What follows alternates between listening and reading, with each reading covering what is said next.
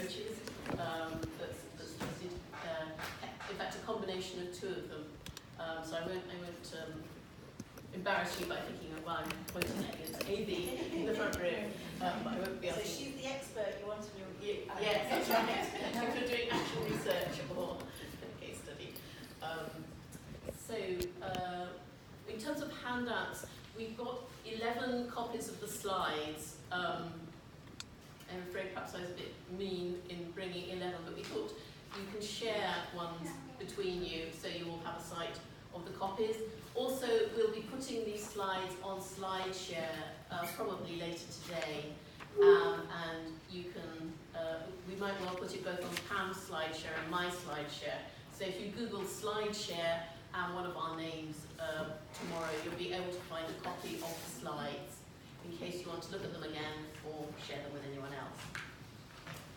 When it comes to the activity we should have one handout first. So the objectives, I'm just really copying what was in the abstract. So we're going to identify key characteristics of selected qualitative and mixed methods research approaches and show what kinds of research questions and problems each approach is most suited to.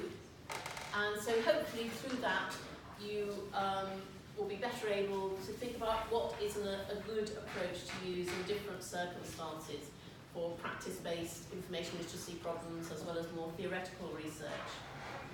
And so we hope that by the end of the session you might have an improved understanding. Now some of you, like AV, will come with a lot of knowledge or one or other of these approaches, but we hope that by the end of it there might be some kinds of information that you haven't come across before, and also the work in the group may throw up new and interesting issues to do with using different research approaches.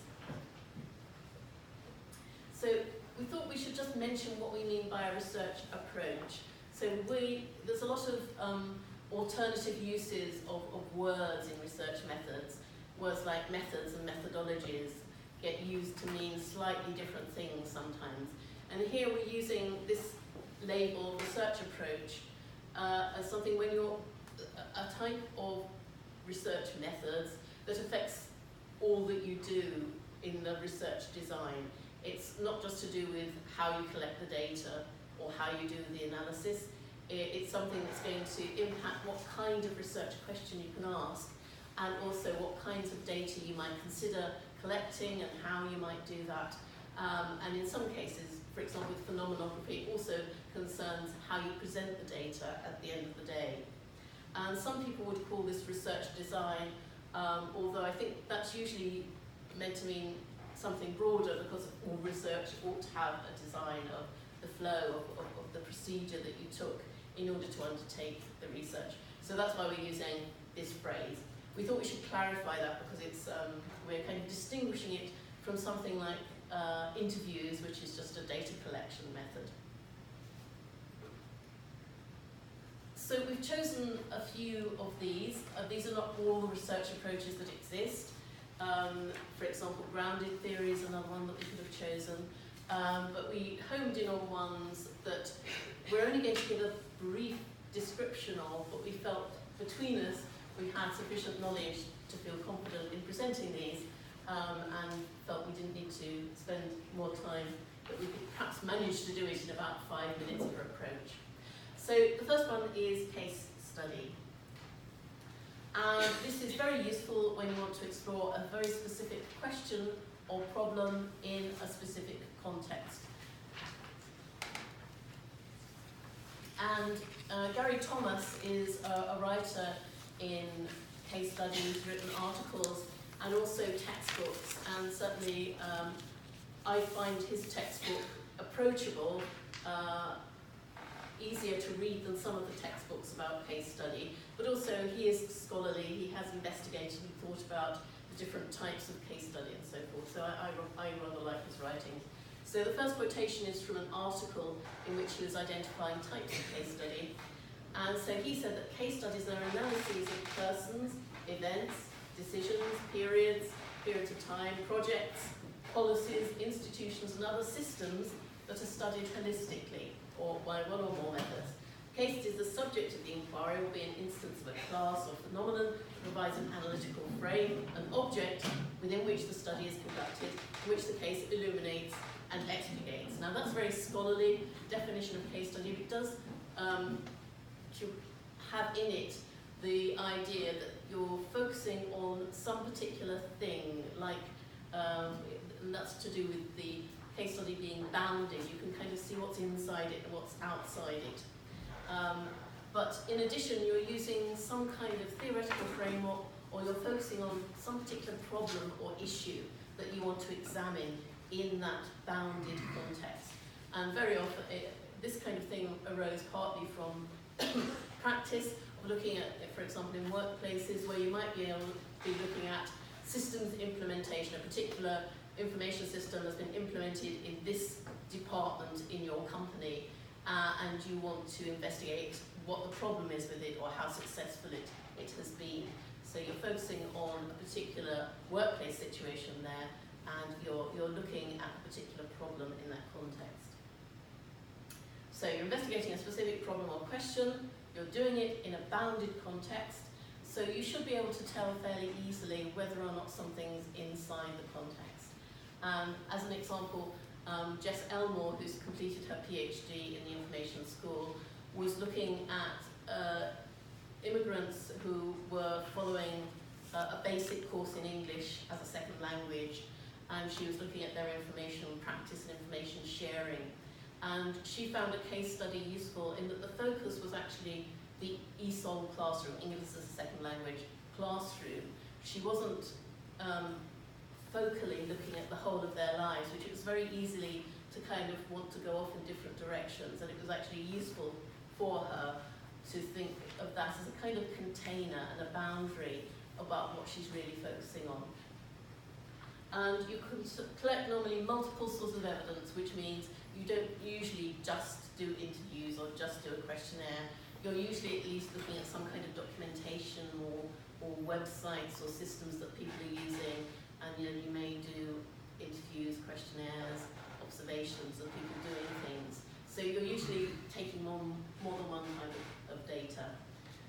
And when you start a case study, it's always useful to have a detailed description of the context in which you're investigating the problem, and that's part of the research, but it also helps the reader of the research to understand where this research is situated. So it's definitely not something which is aiming to be generalizable, but you might be able to apply your findings to a similar context. So the outcome might be a model or a theory, and there are various approaches to case study. Some more positivist, which are very focused on thinking about whether things are generalizable.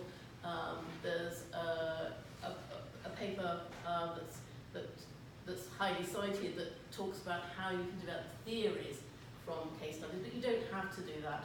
In a practical context, it may be recommendations for how practice to do with this problem in this situation might be improved. And it can be used in combination with other methods. It can be a kind of container for using other things like practice theory or action research and so forth.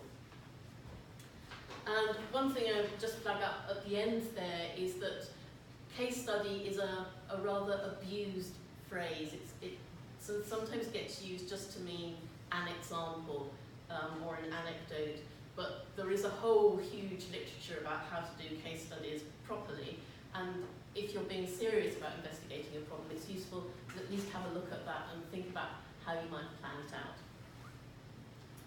So as an example of someone else in the information school, Saida was her system, going back to just this definition, so other systems, and then talk about the object. So in her case, the system was primary schools in Lahore, Pakistan, and her object of study was the information literacy in those schools, including looking at the relationship of what was going on in the schools as regards information literacy in relationship to the Pakistani school curriculum, and also to an information literacy framework that was relevant to schools. And this is just to give an idea of the types of data she was collecting in order to solve that problem. She was doing interviews with teachers where she was allowed. There was one school where she wasn't allowed to interview a teacher. She was looking at curriculum documents and handouts and things. She actually went to each school, obviously, and she was looking what was on the wall. She took photos of the classrooms. Most of them didn't have libraries, mostly the libraries were quite rudimentary, so she was taking pictures of those. Also, there was one school where she wasn't allowed to look at the library again, so she had to work pragmatically within that, and that's quite common in this kind of situation where you're going into a different context and trying to make the best of it. She did focus groups with children, so there was material from that, including drawings that the children did as exercises. And, as I said, observation and field notes, which is important in this research approach and particularly in ethnography and autoethnography. So jotting down her impressions, how she's thinking about the data at the moment and things like that. And she did 6 case studies of different kinds of schools, because in Pakistan there's a whole range of different kinds of registered and unregistered schools. And she also gathered data, in fact, in order to give an idea of the situation, because it wasn't easily accessible. It did involve her in some actual research to bring together statistics and other information about the Pakistani education system. So that was just giving an example. And so at the end, she had some rich descriptions of each school, and how each was distinctive. She had a thematic analysis looking at themes across the schools, for example, the role of the school librarian, what concept, if any, the children had in the library and so forth. She also did an analysis of different skill levels in the information literacy activities and tasks that she worked with the pupils. And then she ended up proposing a model of information literacy for use in Pakistani primary schools. And also, she did a second type of analysis, which was looking at taking it all and looking at it more in a social context, which is actually outside case study, but she was able to use all the data she'd collected for doing a slightly different analysis as well. So I'm going to pass it over to Pam now to talk about action research. Okay, so action research is useful when you want to improve existing practice. So it's often used in an educational context when you want to improve your own teaching practice, although it can be used in other contexts as well. But Sheila and I have done an action research project, so I'll refer to that as well as I go through the description of action research. So the characteristics of action research is that you start with an aspect of practice that you want to improve. And it's only really applicable if you're in a situation where you have the power to make changes to that practice, so you have some kind of autonomy, and if you would be usually involved in that aspect of practice. But sometimes you can be asked to be involved as a facilitator or a kind of catalyst of change in someone else's practice and be involved in an action research project as a kind of outsider. So the participants are the people who are affected by the practice. So in the case of Sheila and I, we were doing our action research project based on the teaching that we did on the information literacy module. Well, the participants are the students who would be learning on that particular module.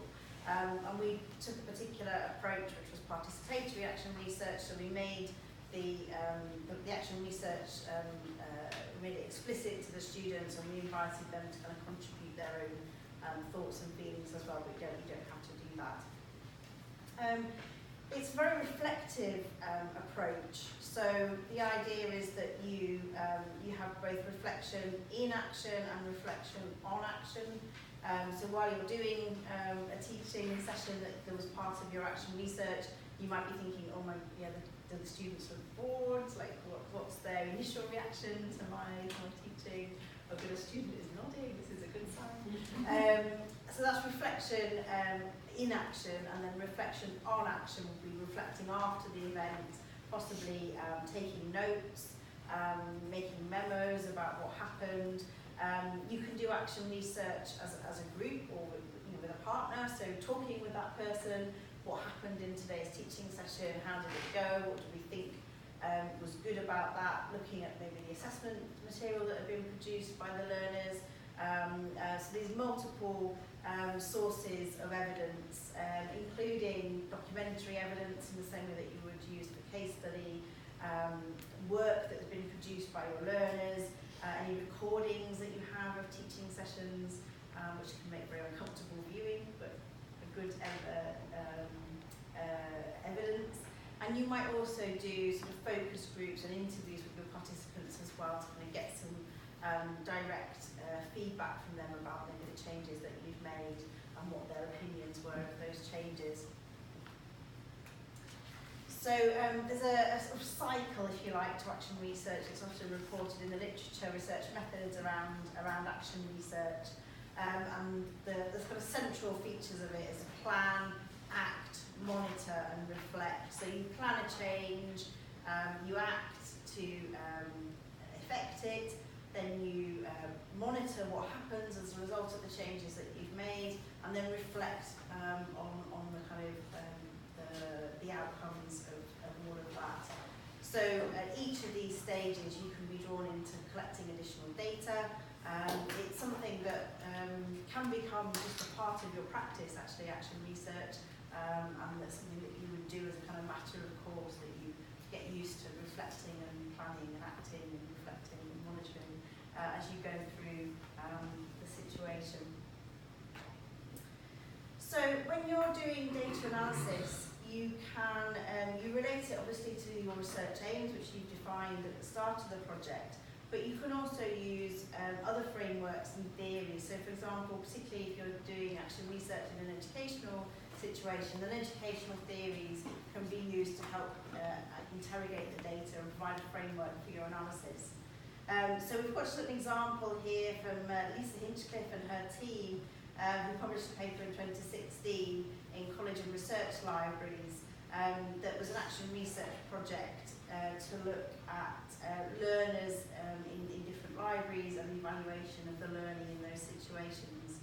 And they describe action research as an emergent developmental form.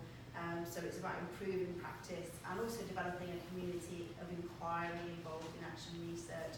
So it has a lot of interest in the library community, particularly those who are involved in education. And over to Sheila. Lisa's at the conference, Lisa Hinchcliffe is at the conference. It was a very interesting kind of multi-site project, so if you're interested, you could ask her more about it. I also have to apologise, obviously something that we get poor feedback, critical feedback from, is that we made a last-minute switch in the order of the slides, and not only did we do that, we forgot to tell you, so so perhaps that was our deliberate mistake. I should have pretended we didn't. With students, we can't do that because it's a departmental policy that all the slides have to be uploaded to the virtual learning environment 24 hours before the session is there, so we don't do it for students, and I apologise that we've done that for you. There was a reason behind it. I'll just get my glasses on. So next I'm going to talk about ethnography and then autoethnography. Ethnography is the one that I've had least experience of, but as I'll be explaining, I've been engaging with autoethnography, and to do that you have to start to know something about ethnography, and also I have colleagues who are ethnographers. So that's useful when you want to understand a group or culture in more depth, not just what they're doing, but how they're feeling about it, why they're doing it, and particularly looking at the social interaction and cultural issues. So thinking about them in their lives.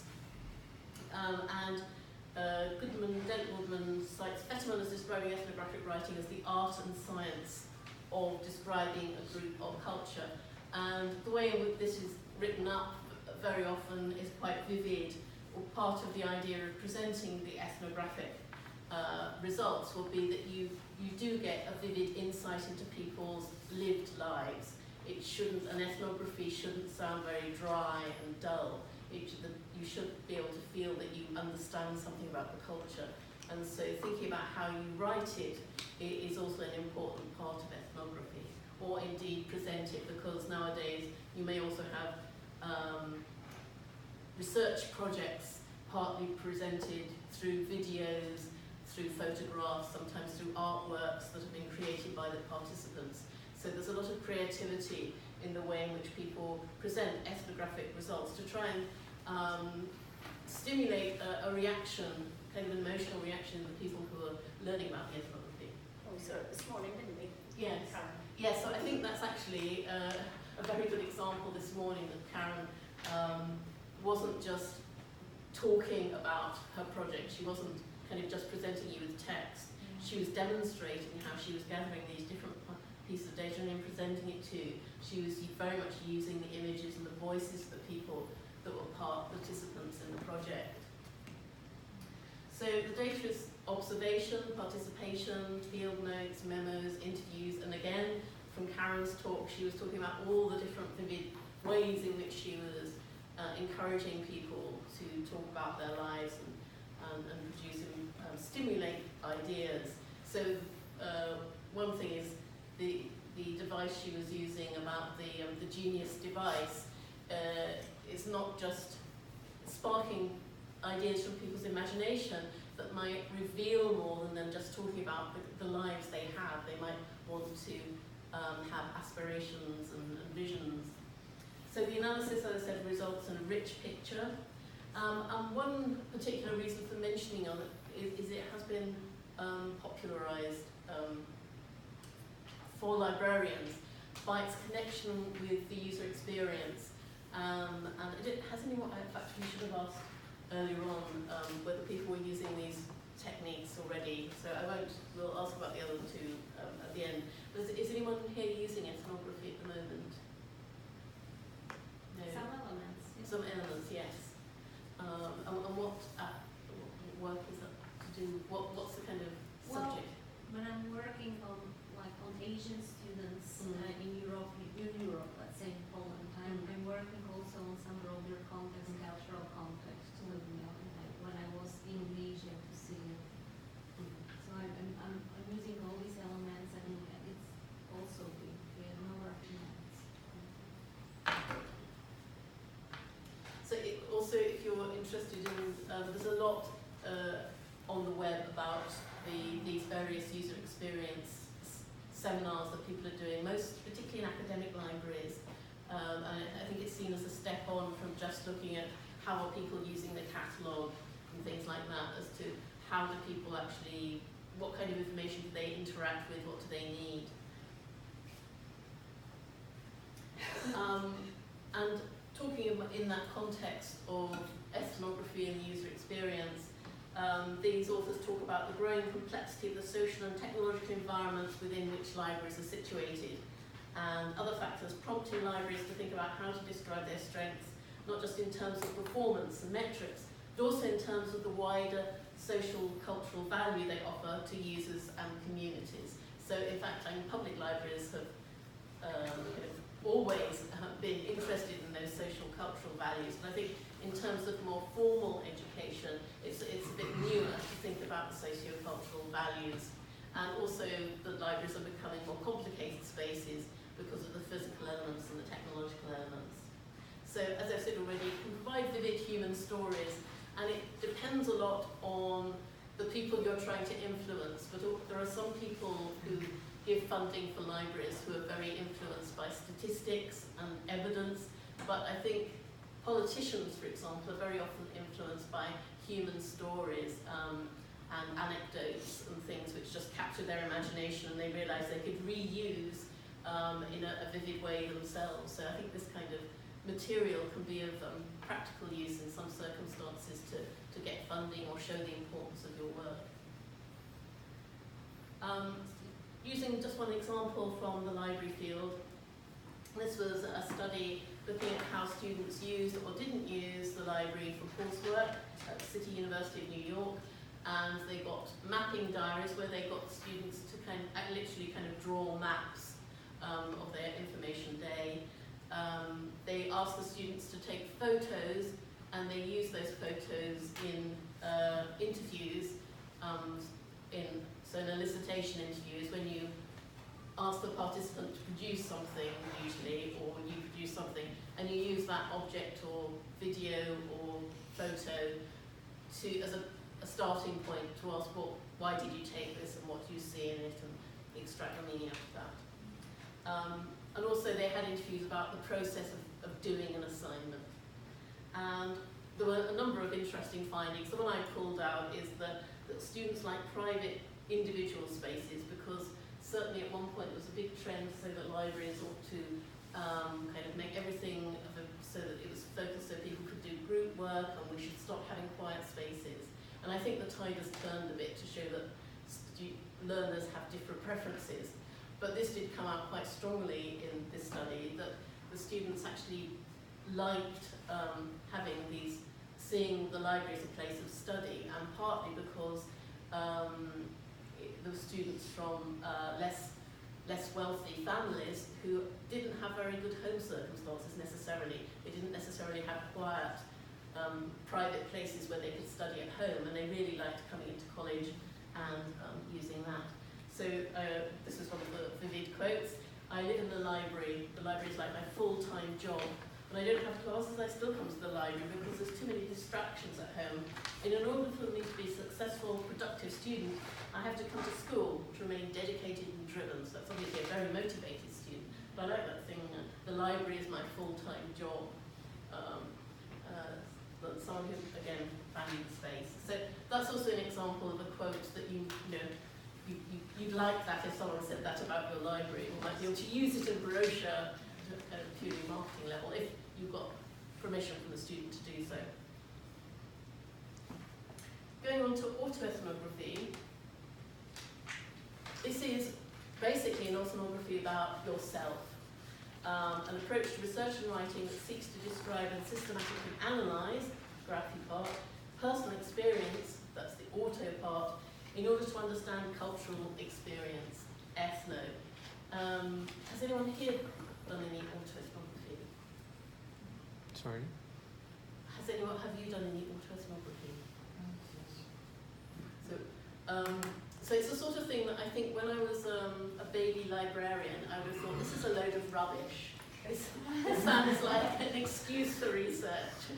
How can you possibly do research looking at yourself? But of course now, I think this is really good stuff. But the big point is that it should have this element. It's what kind of distinguishes autoethnography from someone's just splurging out their life. That you should be thinking about your own life very reflexively, but also you need to be thinking, why would anyone else want to know about this? And not just because they empathise with me or in the same situation, but actually thinking about your own social and cultural context and bringing in some of those kinds of elements.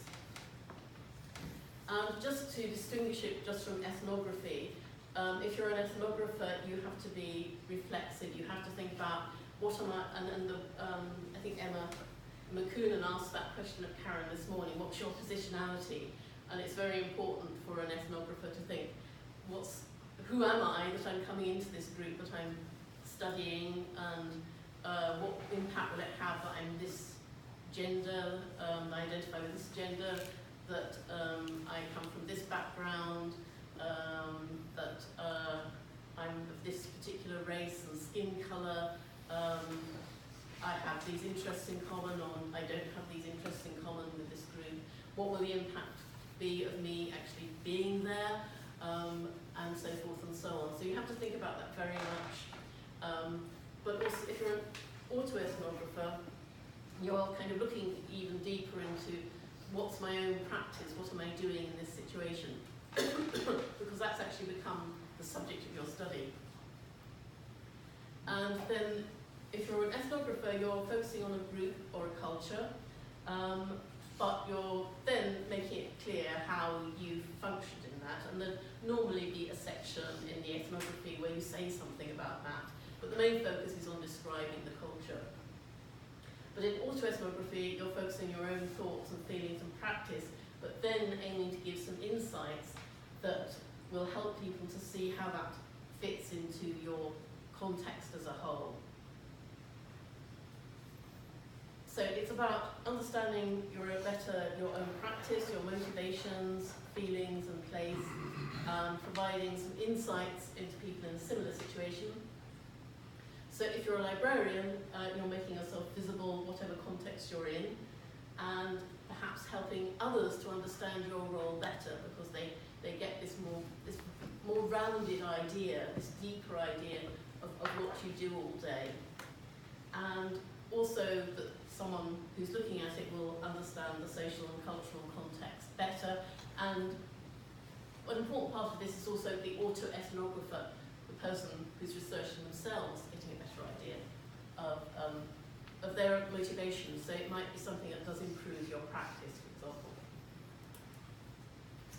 So you'd be identifying an aim or research question. So think about what is the cultural experience you're illuminating to your autoethnography.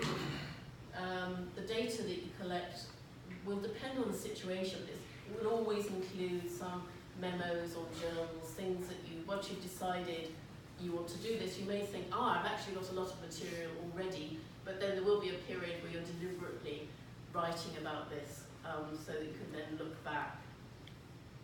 And it might include text or videos, photos, and so forth. And it's focused on you, but there might be others implicated in the autoethnography. This can be, we haven't mentioned research ethics so far, but obviously with all of these approaches there are ethical issues. In the UK, certainly for all of these kinds of studies, even if we, for example, are researching our own students, we have to get an ethics approval, go through an ethics approval process. So we've not talked about that aspect much, but it's very important to be ethically aware with the people you're working with. And for example, if it was an ethnographic study in the library, I think it would be very dubious to do a lot of observation without having notified people in advance that this was going to take place. I think that would be unethical.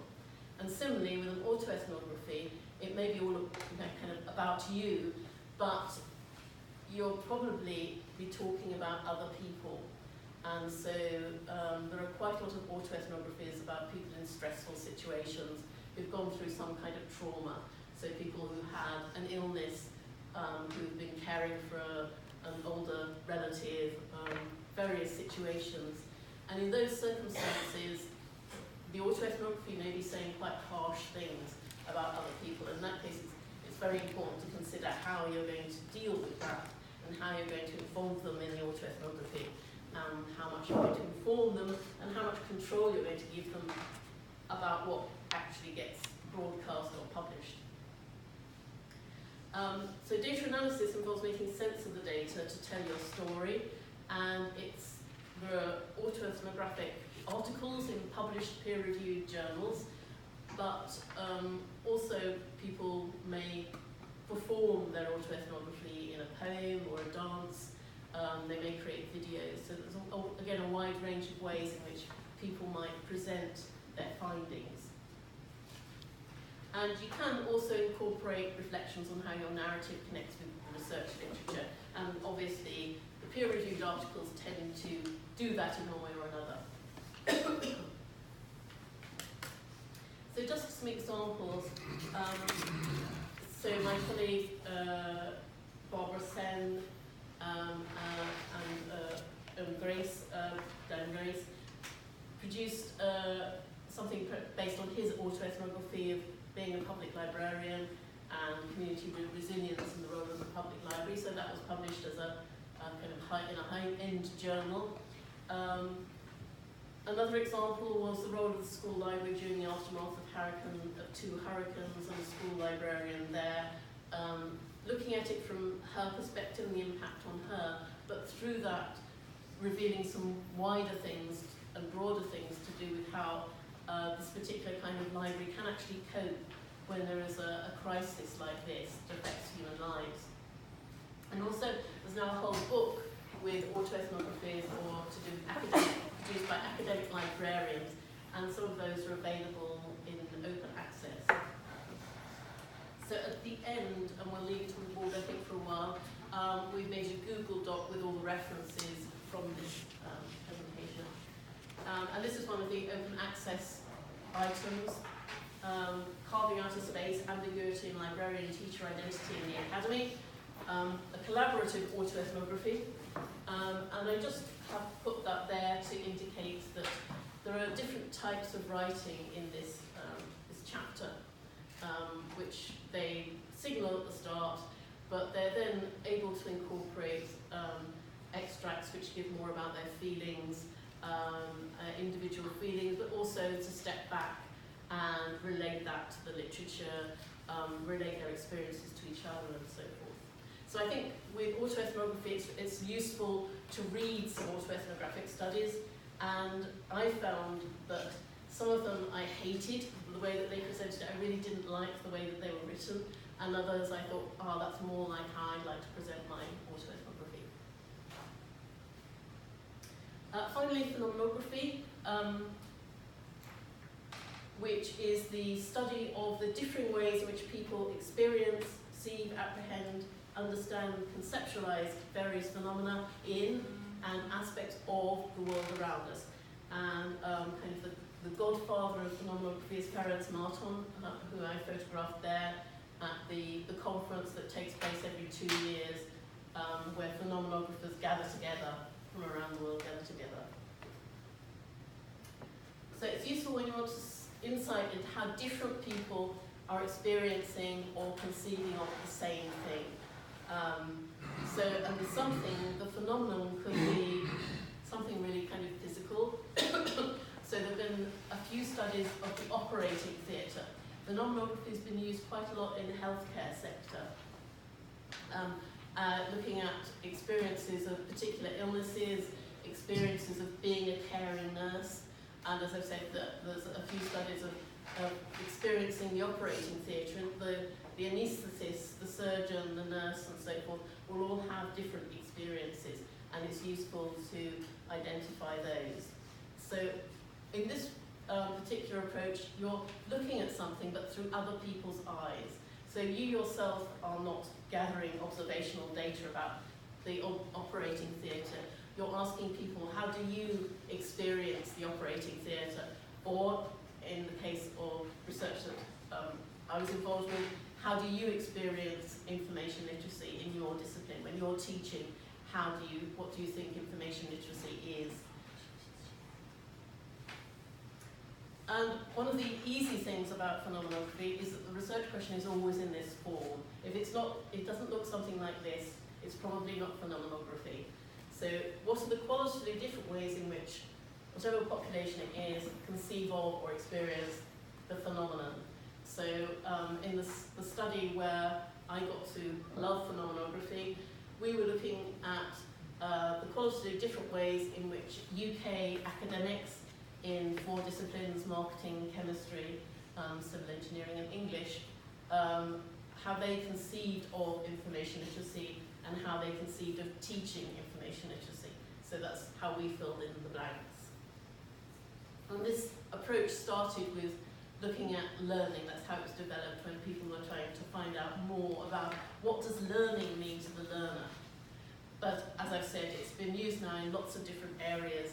And at the phenomenography conference, one of the interesting things is that you do get people from all kinds of different disciplines who are using it in their own discipline. For the data collection, it's usually interviews. Participants are chosen to maximise variation. You can't tell in advance what's going to cause variation, so in some ways you use your common sense or you use previous research to try and bring in people who might have different perspectives.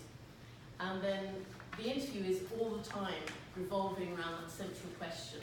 And it's important for the interviewers not to be judgmental. Whatever you think of what they're saying, you have to look really enthusiastic and nod and smile a lot and say, that's really interesting, do tell me more about that. And the analysis, you're not looking at it one interview at a time, although you might do that just to familiarise yourself with the data to start with. You're putting all of them together and then looking across the whole set, what are the different ways that people are thinking about it. And you might be picking out something from one interview and something from another, and together that might form one way of looking at this phenomenon. You're also looking at some factors which both link them and separate them, something which is important in all of these conceptions, but it's seen in a slightly different way. I'm just going to hand over to Pam to give an example that she's been involved with. So this was one of my master's students at the information school, who was really interested in how librarians thought of themselves as teachers and what was their conception of their kind of teaching practice. She interviewed, I think it was only 6 or 7 librarians, it wasn't that many, but she tried to include variation in getting librarians at different stages of their career, in different types of institution, and who supported different subject areas. So she got quite a lot of variation even within the small number of interviews that she actually did. And she came up with these 4 categories of description about whether or not they thought that they were a teacher or a trainer, and how much teaching or non-teaching they did. So the 4 categories were teacher, librarian, I'm a teacher, and I'm the same as other teachers in the institution. I'm like a geography teacher, I teach all the time. And there was learning support, so I don't teach. So I teach, but I'm not. My teaching isn't the same as other people's teaching. I'm a librarian who teaches, so I do teach, but like being a librarian is the most important thing about my job. And then there was trainer, so I'm not a teacher, I don't teach, I just do training on databases. So those were the 4 categories that she came up with, and the dimensions of variation are around identity and perception and practice. So I've also had another student look at, did a phenomenographic study about conceptions of collaboration for information teaching, and how they conceived this relationship that they had with academic staff in the context of an academic library. And you just get some really interesting results from it. So that article is published in the Journal of Information Literacy, if you're interested. So one way in which it's used is that there is a connected thing called variation theory for Marton and some others who think that you learn by discerning variation. So you understand something better if you can see the different ways in which it might be thought about. And so once you've identified the ways in which a learner thinks about a topic, you can then design that into your teaching to help them all understand all the aspects of the topic. And therefore get a much more holistic, deep understanding of the subject. Also, if you're working in areas like mathematics, where there is actually a right and a wrong way of thinking about something, it's really useful to know how people are actually conceiving of that thing wrongly. Because if you can understand how they're thinking about it at the time, that where they are now, you're much better able to scaffold them to understand how they ought to be thought about, thinking about it. So it is used sometimes in those contexts where you've got situations where there is a right and a wrong way of thinking about things. But it's also used in other situations where, like the one we've just been talking about, where it's not a right and a wrong way, it's different ways of thinking about it. And it's used, as I mentioned already, in the healthcare sector. It's been very useful to go to nurses, for example, who might have, through experience, because nurses put a lot of value on experience, in thinking, this is the way that you need to think about pain management, for example, managing patients' pain. And in training, it can be illuminating, kind of really open their eyes to think about, well, not everyone thinks about it like that, and perhaps you could be thinking about it in these different ways. And similarly, in the information school, we use Emily and Pam's model when we're talking to students about how do they see themselves as teachers, as people who are on the information literacy class. And they're able to use that and find it useful to think about, well, this is where I think I am now, and either I'm very happy there, or actually perhaps I'd like to be there rather than there. What does that mean? What would I have to do? And again, to realise that not everyone thinks about it in exactly the way I do at the moment.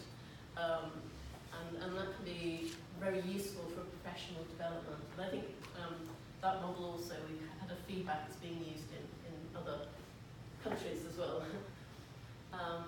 And also understanding people better, so that having understood how marketing faculty conceive of information literacy, you're in a much better position to talk to them about how you can support the information literacy, rather than assuming that it means a framework that you have in your head already. It helps you to give an insight into their kind of thinking.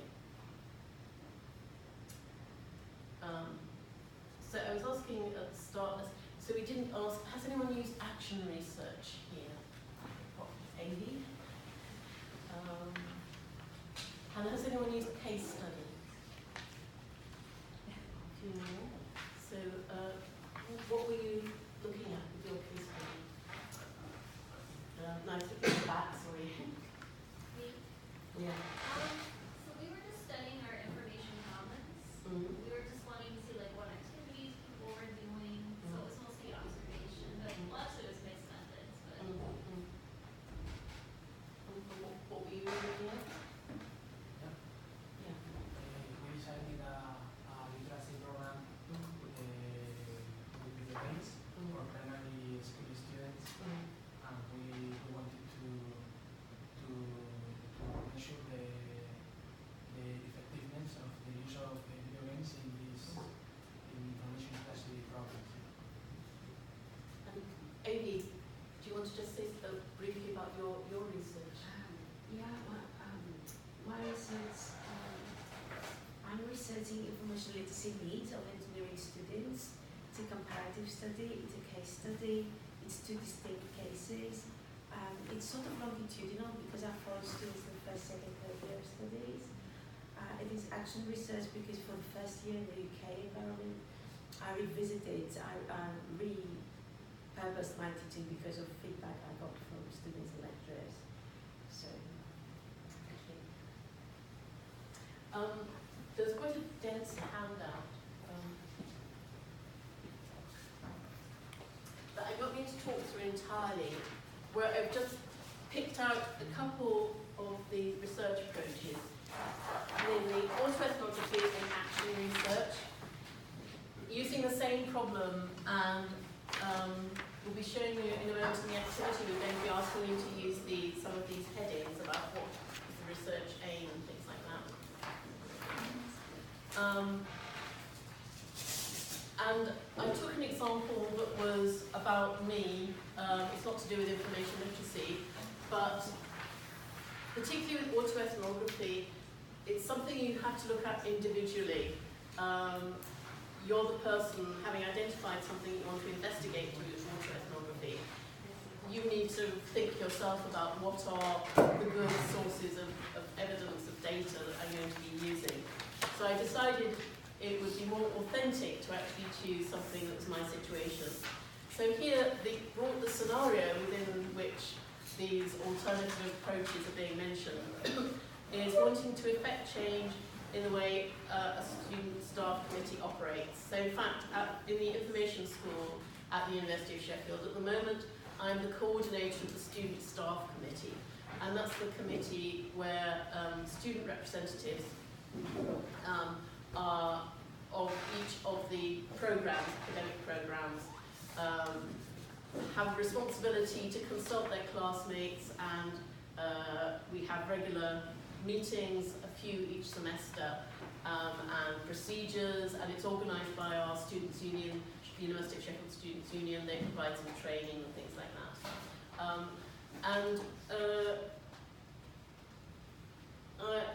This is a role, and I'm thinking, although I think this kind of thing must be familiar for those of you that are in university settings, I think there are similar things in other countries,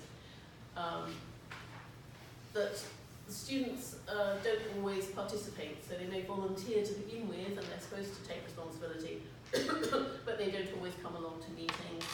And so the broader problem area in this is thinking about how might you change that for the better, so the students want to be more involved.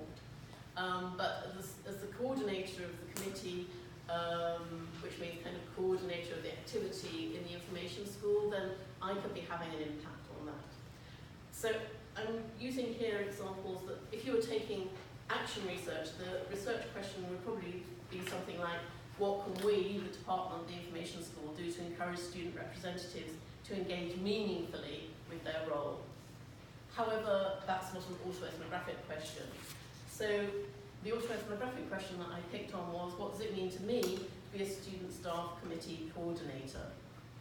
And with the broader issue being questions to do with democratic student representation, the extent to which we as academics should be involved in the process, because if it's democratic, if they choose not to do it, isn't that up to them? It's supposed to be guiding other students, and we want to do that. On the other hand, we are also pressured to get a lot of participation, so there's kind of various messages that's coming through to us. And I won't go through the whole thing, but with the action research, there's the action research cycle that Pam was talking about, which is clearly guide what you're doing.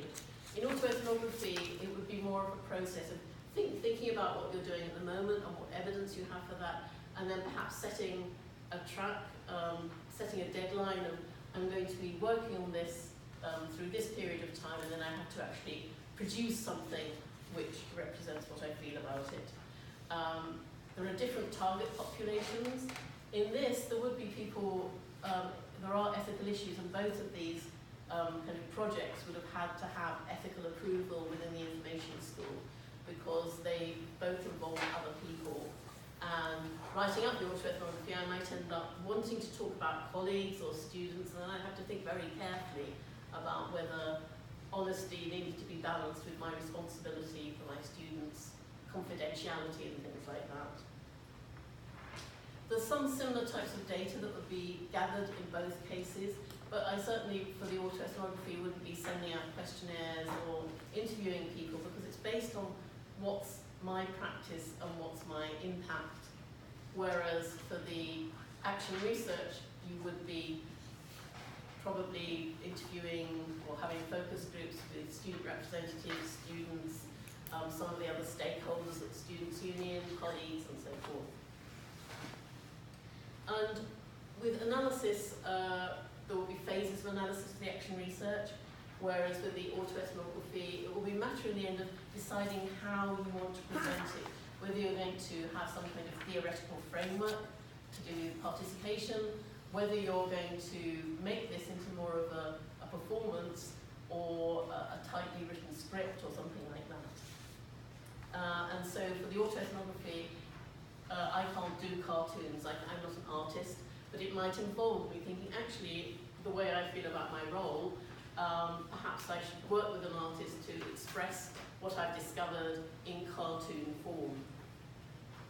When you come to the findings, when I was thinking it through, I was thinking, although you might start out by thinking it's very self-centered to think what's my role, in fact that's quite pivotal, it's going to have an impact on the other students. And in terms of who might be interested, there's all the other people in all the other departments in the University of Sheffield who might have similar feelings about their role and feel it's got some conflicts and difficulties. And so they might be very interested in hearing my kind of vivid account of how I really feel about it, rather than the university's very sterile portrayal of what I'm supposed to be doing. So how I experience that role is rather different from how it's described. And also it could be used to try and get the students to think a bit more of me as a human being, rather than this person who's got these responsibilities and not really thinking about me as a human being, which it does vary sometimes, but occasionally you feel they wouldn't say that if they were thinking about me as a human being rather than a representative of the university or something like that. So it could aid communication. And at the end I've got some advantages and disadvantages. So action research, it's rather more, the outcomes might be more easily understood by a wider range of people, in that you could present it in quite a neutral sort of way to show the insights into what you've been doing, although you could choose to make it more personal and personalised with quotations from the students. The autoethnography does make you vulnerable, so you might have to think very carefully, will people judge me and decide if I open up too much, what are they going to think about me? And particularly if you're documenting it in something that's going to go into the university system, and one has to think about that kind of thing as an academic. But on the other hand, it could be liberating in revealing things about yourself and encouraging other people to be more honest about their feelings. So I thought I'd just give an example of what we're meaning to do with the activity that's coming up.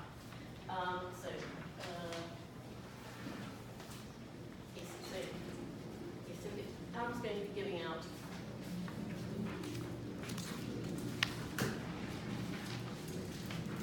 so I think there are Thank you. I think there's 16 people here. And we'd like groups, basically we've got the 5 research approaches. And we'd like, Oops. oh dear. Well, we didn't need that so much anymore, so I hope it haven't broken